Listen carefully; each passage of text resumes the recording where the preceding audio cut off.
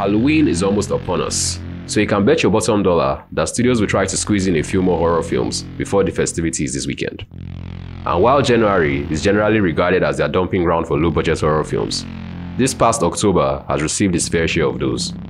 Spell is just the latest one to jump into the fray. A supernatural horror film rooted in hoodoo beliefs.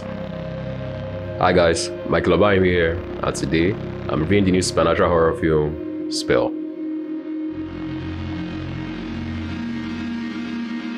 The movie stars Omari Hardwick as Marcus, a family man still struggling to deal with the literal scars inflicted by his abusive father during a troubled childhood.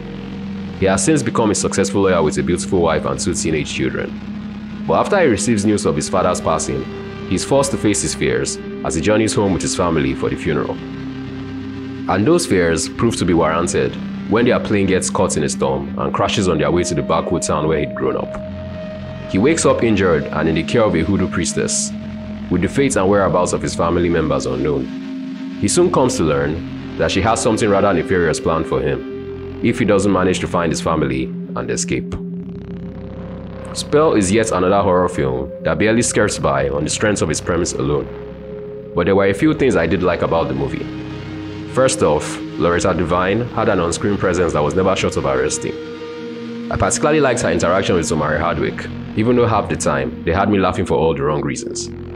The film is also blissfully short, clocking in at barely 90 minutes in length, so that he never managed to overstay his welcome. And while I wouldn't go as far as calling it scary, it did manage to sustain a level of dread throughout that runtime, which was just enough to keep my mind from wandering elsewhere or succumbing to boredom. The problem with the movie is the fact that we've seen most of it before. Whether it was in the far superior 1973 version of The Wicker Man, or more recent fare like Midsommar, wherein an outsider finds himself trapped in a community with questionable religious practices. Also, there was a twist at the end of the movie that was so jarring that it almost became comical. I won't spoil what it was exactly, but you know once you see it, and chances are you'll be laughing too. All that said, casual horror fans might still enjoy their time with Spell, provided they go in expecting a by-the-numbers horror film with some logic-defying turn of events. But for anyone looking to make the most of spooky season this Halloween, you're probably better off looking elsewhere. I'll give the film a 6 out of 10.